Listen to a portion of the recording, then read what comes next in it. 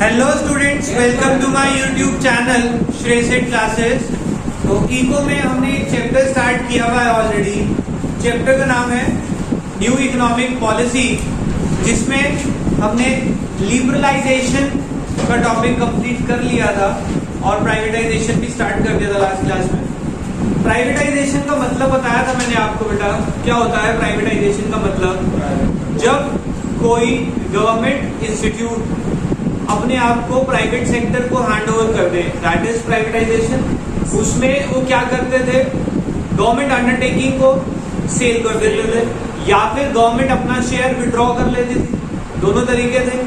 अब प्राइवेटाइज हो गया, यानी कि वो इंडस्ट्री किसके अंडर में आ गई? प्राइवेट सेक्टर के अंडर में आ गई। अब उस प्राइवेटाइजेशन से हमारे देश को कुछ फायदे भी होंगे और कुछ नुकसान भी होंगे। तो हमने अब जो टॉपिक पढ़ना है that is the good effects of privatisation and bad effects of privatisation. In total there are 4 good effects and 2 bad effects. Good effects में पहला इन्होंने क्या लिखा हुआ है, ये कह रहे हैं कि प्राइवेटाइजेशन में सबसे पहले तो लोग सेल्फ इंटरेस्ट को प्रमोट करते हैं रादर देन सोशल वेलफेयर। आप सब के फादर जो बिजनेस कर रहे हैं that is private business, private sector के बिलोंग करते हैं। अगर बिजनेस कर रहे हैं तो प्राइवेट सेक्टर में जब बिजनेस करते हैं तो हमारा जो इंटरेस्ट होता है वो क्या होता है?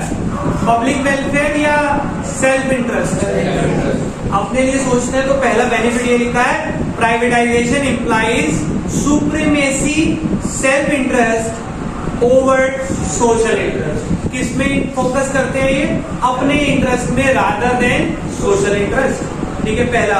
दूसरा, privatisation expected private enterprises to work in a competitive environment to match the international standard. कह रहे जब हम प्राइवेट सेक्टर में होते हैं ना, जब हमारा अपना बिजनेस होता है तो हम क्या करते हैं? हम कॉम्पिटिटिव एनवायरनमेंट में काम करते हैं। कैसा कॉम्पिटिटिव? कि हम अपने प्रोडक्ट को बेस्ट क्वालिटी का देंगे मार्केट में, जिससे कि वो इंटरनेशनल स्टैंडर्ड से मैच हो सके और हमारे प्रोडक्ट की सेल बढ़ सके। जबकि अगर हम पुरानी पॉलिसी को याद करें, 91 से पहले मेजर कंट्रोल पब्लिक सेक्टर के हाथ में था और उनके जो प्रोडक्ट थे वो इंटरनेशनल स्टैंडर्ड से मैच नहीं हो रहे थे, इसीलिए तो प्राइवेटाइजेशन लाया था।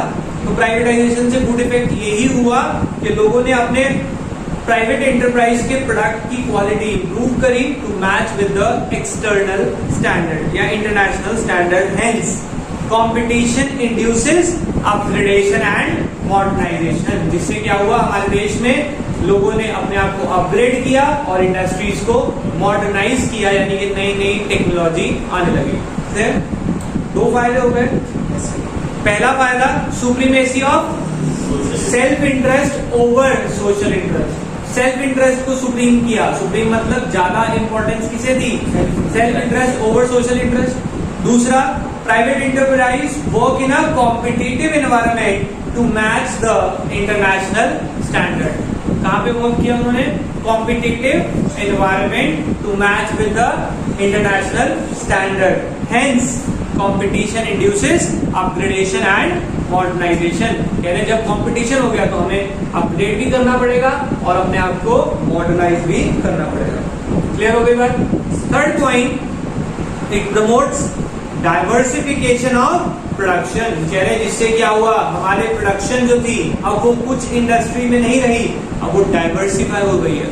हम हर फील्ड का प्रोडक्ट प्रोड्यूस कर रहे हैं। These are used for redefining the bench of growth mark। कह रहे इससे हमें पता लगा कि हमारे देश के जो ग्रोथ के बेंचमार्क हैं वो इंक्रीज हो गए, यानी कि अब हम हर फील्ड में ग्रो कर रहे हैं। क्लियर हो गई बात? 3 फायदे हमने पढ़ लिए बेटा। देखो बाद में याद नहीं होते, इसलिए इसको बार बार 3 करें, तीनों को एक बार रिपीट करते हैं। सबसे पहला हमने क्या किया? Supremacy of self interest over social interest. दूसरा, production in a competitive environment which match with the international standard which influences, hence क्या increase हुआ हमारा? upgradation and modernization। ठीक है। थर्ड, अभी पॉइंट किया हमने provides diversification of production, product को डाइवर्सिफाई कर रहे हैं। These are used for redefining the benchmark and growth, जिससे हमारी क्या डेवलप हो गई, बेंचमार्क यानी बन गए किस चीज के, ग्रोथ के। Is it okay? चले आगे। पॉइंट नंबर 4, इट प्रमोट्स, इससे क्या प्रमोट हुआ, consumer sovereignty which implies wider choice and better quality of life. कह रहे इससे कंज्यूमर की सोवर्निटी बढ़ गई, मार्केट में इज्जत बढ़ गई। कैसी इज्जत बढ़ गई, पहले जो हमारे प्रोड्यूसर्स थे वो सोचते थे बाहर से तो प्रोडक्ट आएगा नहीं, जो मर्जी बन गया बेच दो, कंज्यूमर को खरीदना पड़ेगा, यानी कि कंज्यूमर की कोई इज्जत मार्केट में नहीं थी। कहते ये है लेना है लो, नहीं है तो भैया और कुछ नहीं हमारे पास। बट जैसे ही प्राइवेटाइजेशन हुआ, consumer sovereignty has increases, consumer की जो इज्जत है उसको इंपॉर्टेंस देने लगे, उनकी डिमांड को समझने लगे, and due to which they get the wider choice and better quality of life. आज की डेट में हम क्या, एक बार एक प्रोडक्ट अगर मार्केट में लेने जाते हैं तो सीधा देखते ही कहते हैं हाँ भैया पैक कर दो, भैया इसी जैसे कोई और है, दूसरी कंपनी का है, क्या फर्क है, वो कितने का है। ये जो आपके पास चॉइस आ रही है that is due to privatisation, क्योंकि प्राइवेटाइज होते ही कंपटीशन बढ़ा, और कंपटीशन बढ़ते ही हमने मशीनों को अपग्रेड करा। देखो सारे पॉइंट लिंक होंगे। अब प्राइवेटाइजेशन होते ही क्या हुआ, लोगों ने अपना फायदा सोचना शुरू किया, और अपना फायदा कब होता है, जब कोई हमें चॉइस देता है। आप देखो एक चीज की इतनी वैरायटी हमें क्यों मिल रही है, क्योंकि प्रोड्यूसर को क्या लगा कि एक चीज दूंगा ना तो अट्रैक्ट करना मुश्किल है, क्योंकि कस्टमर को एक बहुत गंदी आदत पड़ चुकी है आज की डेट में, और अब तो इस पे ऐड भी बनते हैं। आपने देखा होगा कई कंपनियों ने बनाए हैं, टैगलाइन है और दिखाओ और दिखाओ, याद आया? यस, टीवी में अमेज़न के ऐड में आता है, करेक्ट। क्या कहते हैं, और दिखाओ, क्यों? Because consumer is having now a wider choice and a better quality of life. Clear? ये चार हमारे फायदे हैं प्राइवेटाइजेशन के। पहला, supremacy of self interest over social interest. दूसरा, कंपटीशन इंक्रीज होने की वजह से हमें इंटरनेशनल स्टैंडर्ड से मैच करना है, जिससे हम अपग्रेड और मॉडर्नाइज कर रहे हैं। तीसरा, हमने डाइवर्सिफाई करे प्रोडक्ट को, जो हमारी ग्रोथ के न्यू बेंचमार्क डिफाइन कर रहे हैं। ठीक है। फोर्थ, अभी हमने क्या पढ़ा, consumer sovereignty has increases which implies wider choice and better quality of life. इसके कुछ बैड इफेक्ट भी है प्राइवेटाइजेशन के। क्या बैड इफेक्ट है? दो बैड इफेक्ट है। पहला, socialist pattern of the society were left behind due to which some section of the society suffered a lot। कह रहे हैं जो प्राइवेटाइजेशन में क्या होता है, सोशल वेलफेयर छूट जाता है, क्योंकि हर आदमी प्राइवेट सेक्टर में काम कर रहा है तो प्रॉफिट चाहेगा, जिस वजह से बहुत सारे लोगों को बहुत सारी फैसिलिटी नहीं मिल पाती। Is it okay? सेकेंड नुकसान क्या है इसका, bad effect, privatisation encourage free play of market forces. They produce goods only for those who have means to buy them। कह रहे हैं अब प्राइवेट सेक्टर जब गुड्स बनाता है तो वो जनरली किसके लिए बनाएगा, जिनके पास परचेजिंग पावर होगी, क्योंकि प्रॉफिट तो वही दे सकता है ना। एक poor section of the society के लिए अगर हम कोई गुड्स प्रोड्यूस कर रहे हैं तो वो पेमेंट कितनी देंगे, ज्यादा या कम? पुअर सेक्शन के तो कम ही देंगे, रेट भी कम रखना पड़ेगा। तो इसीलिए प्रोड्यूसर्स प्राइवेटाइजेशन में हमेशा प्रोड्यूस करेंगे for those who have purchasing power. यहाँ पे लिख दिया who have means to buy them. Hence weaker section of the society were deprived, मतलब उन्हें कोई फैसिलिटी नहीं मिलेगी, वो डिप्राइव्ड रह जाएंगे, यानी कि उन्हें सफर करना पड़ेगा, उन्हें कुछ ही प्रोडक्ट मिलेंगे। Is it okay? तो दो नुकसान। पहला नुकसान क्या है, सोशल वेलफेयर इग्नोर हो जाएगा, वीकर सेक्शन को सफर करना पड़ेगा। प्रोड्यूसर प्रोड्यूस करेंगे for those person who have the purchasing power, hence the weaker section have to be deprived of many of the facilities। clear? तो हमारा यहाँ पे प्राइवेटाइजेशन भी खत्म होता है। नेक्स्ट टॉपिक जो आज हम स्टार्ट करेंगे that is the ग्लोबलाइजेशन। ध्यान से समझते बेटा, ग्लोबलाइजेशन का मतलब क्या होता है? वैसे हम सब जानते हैं कि ग्लोबलाइजेशन का मतलब क्या होता है, कोई बताएगा मुझे? ग्लोबलाइजेशन हाँ जी बताओ। All over the world business कर सकते हैं, उसको हम बोलते हैं ग्लोबलाइजेशन। मतलब जब आप अपने देश की इकोनॉमी को वर्ल्ड की इकोनॉमी से इंटीग्रेट यानी कि मैच करवा दें या उनका बिजनेस करना अलाउ कर दें, उसको हम बोलते हैं ग्लोबलाइजेशन। इसको हम बाउंड्रीलेस ट्रेड भी बोलते हैं। क्या बोलते हैं? बाउंड्रीलेस ट्रेड। आप कहीं पे भी ट्रेड करें, कोई बाउंड्री या रिस्ट्रिक्शन आपको नहीं रहेगी। पढ़ते हैं, देखो क्या लिखा है। It refers to the process of integrating. Integrating का मतलब बताया मैंने आपको कई बार, मिलाना किस चीज को एक चीज के साथ। Integrating the economy of country with economies of other country. जब आप अपनी इकोनॉमी को इंटीग्रेट कराएं with other economies around the world for promotion of free flow of trade and capital, जिससे आप फ्री फ्लो कर सके किसकी? ट्रेड और कैपिटल की। क्लियर हो गई बात? तो इसको हम क्या बोलते हैं? Globalisation. Is it okay?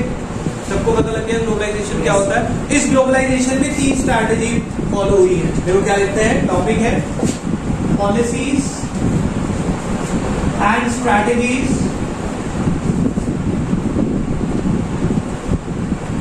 Promoting globalisation. देखो ग्लोबलाइजेशन को प्रमोट करना क्या जरूरी था या नहीं था? हमने कहा कि अब इंडिया में कोई भी कहीं से भी आके ट्रेड कर सकता है। ऐसा कहते हैं क्या दुनिया बाहर के देश खाली बैठे थे इंडिया में जाएंगे, इंडिया ने कह दिया हम चलेंगे? नो। तो हमें ग्लोबलाइजेशन को प्रमोट भी तो करना था। उसके लिए कुछ स्ट्रैटेजी और कुछ पॉलिसी बनाई हमारी गवर्नमेंट ने। पहली पॉलिसी क्या बनाई? Increasing equity limit of foreign investment. बाहर वालों को यहाँ अट्रैक्ट करने के लिए हमारी गवर्नमेंट ने क्या करा कि पहले अगर कोई फॉरेन कंपनी इंडिया में आती थी ना, तो उसको कहते थे कि आ जाओ, मोस्ट वेलकम। पहले भी फाउंडेशन नहीं थी, बट आपको मैक्सिमम कंट्रोल कितना दिया जाएगा? 40%। 40% तक देंगे, यानी कि 60% इंडियन के पास रहेगा। यानी कि वो कंपनी क्या फॉरेन कंपनी हो गई या इंडियन ही हो गई? कंट्रोल तो इंडिया का आ गया ना। तो उन्होंने क्या करा, पहले जैसे ही ग्लोबलाइजेशन को प्रमोट किया, उन्होंने पहला क्या काम किया? इंक्रीज करी है, increasing equity limit, increasing equity limit of foreign investment. उनको कहा कि पहले 41 से पावर दी कि 51 तक ले सकते हैं आप, यानी कि कंट्रोल उनके हाथ में देने की बात कर दी। और फिर कह दिया 100% FDI is allowed. Foreign direct investment आए और 100% अपने पास रख के भी बिजनेस कर सकते हैं इंडिया में, यानी कि पूरा कंट्रोल उनके हाथ में दे दिया। समझ आई? तो कैसे अट्रैक्ट किया? 100% FDI देके। देखो क्या लिखते हैं, equity limit of foreign investment has been raised from the initial 40% to 50% and then to 100%. In many industries and export trading house, FDI up to 100% is allowed. 100% तक हम FDI allow कर रहे हैं। क्लियर हो गई बात? दूसरा ध्यान से समझना बेटा, पार्शियल कन्वर्टेबिलिटी। इसका मतलब क्या है बेटा? ध्यान से समझना। न्यू इकोनॉमिक पॉलिसी आने से पहले अगर आप अपनी करेंसी को फॉरेन करेंसी में कन्वर्ट करवाना चाहते थे ना, तो वो नेक्स्ट टू इम्पॉसिबल कर दिया गवर्नमेंट। मतलब कह रहे नहीं, हम कन्वर्ट नहीं करने देंगे रुपये को डॉलर में, खासकर अपने इंडियन सिटीजन को।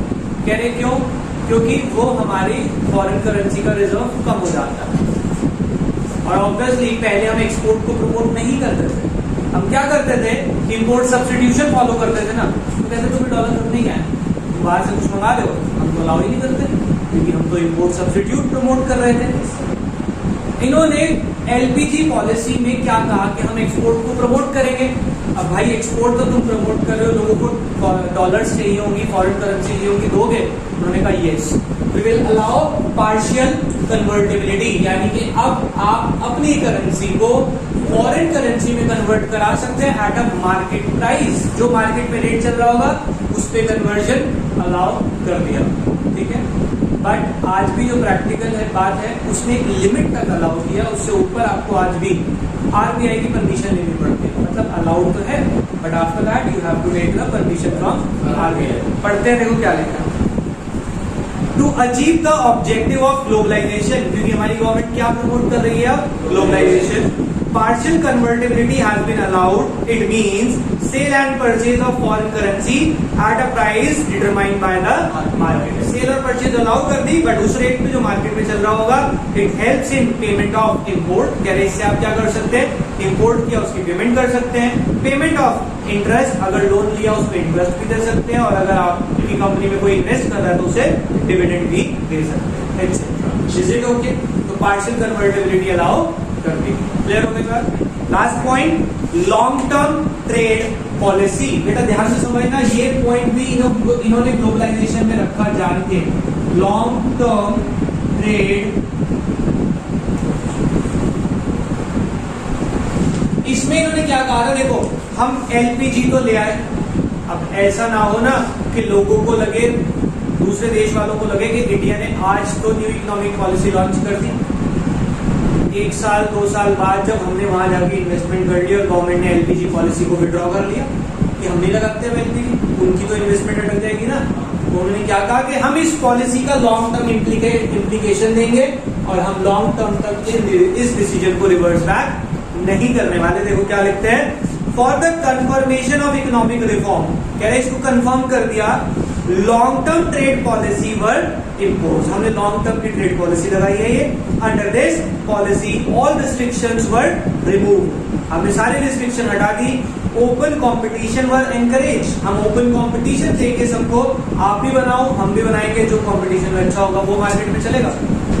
Trade of some goods were restricted, कह रहे लेकिन कुछ गुड्स को आज भी हम रिस्ट्रिक्ट करते हैं, लाइक जो गवर्नमेंट अलाउ नहीं करती, लाइक नार्कोटिक्स वगैरह जो गलत है उसको आज भी हम अलाउ नहीं करें. Point number 4. अब देखो ग्लोबलाइजेशन को प्रमोट करने के लिए इन्होंने 2 बातें और अच्छी करी है, और ये तो हम सब जानते हैं कि पहले क्या होता था कि इंडिया में अगर आप बाहर से गुड्स ला रहे हैं तो आपको 2 तरह की रिस्ट्रिक्शन लगाई गई थी. एक तो हैवी टैक्सेस और दूसरा क्वांटिटेटिव रिस्ट्रिक्शन, उसको भी तो खत्म करना पड़ेगा. तो अगले 3rd और 4th और 5th पॉइंट में वही दोनों है. पहला देखो रिडक्शन इन टैरिफ. भाई अगर टैक्स रेट कम नहीं होगा तो उनका गुड क्या महंगे पड़ेंगे इंडिया में, क्योंकि ह्यूज टैक्सेस लग रहे थे 1991 से पहले.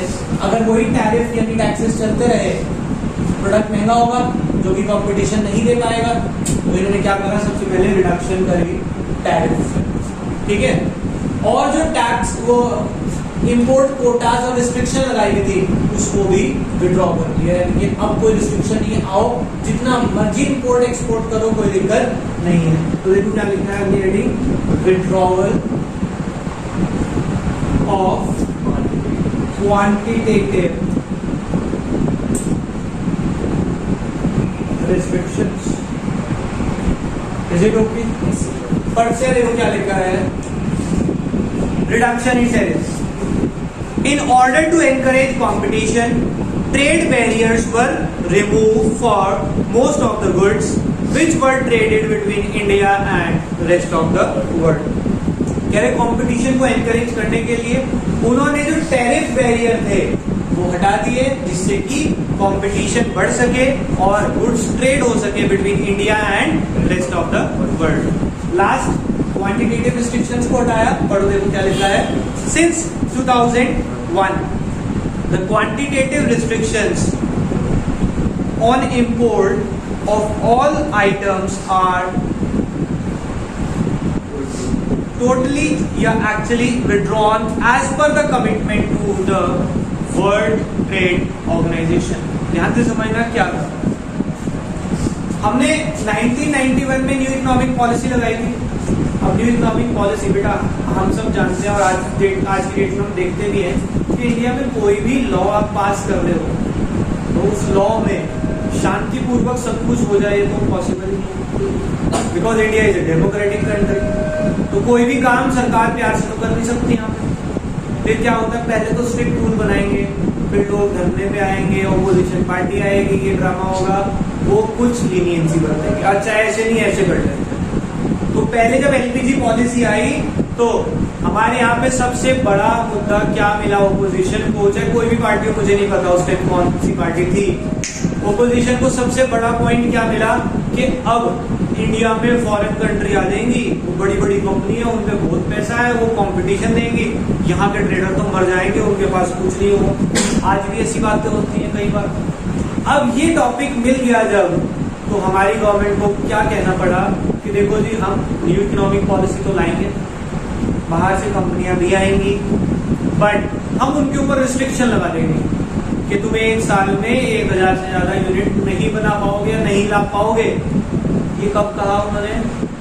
1991 में भी ये बात बोल दी हमारी गवर्नमेंट ने, लेकिन इंटरनली WTO को कमिटमेंट दे दी कि हम इन रिस्ट्रिक्शंस को जितनी जल्दी पॉसिबल होगा हटाएंगे। और वो काम उन्होंने 2001 में किया कि जो क्वांटिटेटिव रिस्ट्रिक्शन, भाई 10 साल बीत गए ना, लोग शांत हो गए, अब क्वांटिटेटिव रिस्ट्रिक्शन भी हटा दो, अब तो आदत सी हो गई। समझ रहे हैं? That was the politics. तो इन्होंने विड्रॉ करी quantitative limits since 2001 because of government's commitment to WTO, world trade organisation के साथ अगर कोई कमिटमेंट कर दी आपने, वो तो फॉलो करनी ही पड़ेगी। Is it okay? तो हमारी ये ग्लोबलाइजेशन की 5 स्ट्रैटेजी हमारी गवर्नमेंट ने फॉलो करी। प्लीज एक बार याद करेंगे, बहुत इजी है। पहला, लिमिट बढ़ाई फॉरेन इन्वेस्टमेंट की 40 to 51 and then to 100%। Partial convertibility allow करी, फॉरेन एक्सचेंज की परचेज सेल अलाउ करी आपको at the market rates. Long term trade policy होगी, जो भी होगी ये गवर्नमेंट की स्ट्रैटेजी में कि भाई लॉन्ग टर्म इम्पैक्ट देखेंगे हम इसका। टैरिफ को रिड्यूस किया जिससे कंपटीशन प्रमोट हो सके, और 2001 में क्वांटिटेटिव रिस्ट्रिक्शंस को हटाया गया as per the commitment to WTO। तो आज हम यहीं तक पढ़ेंगे, बाकी करेंगे नेक्स्ट क्लास में। अभी के लिए बाय बाय।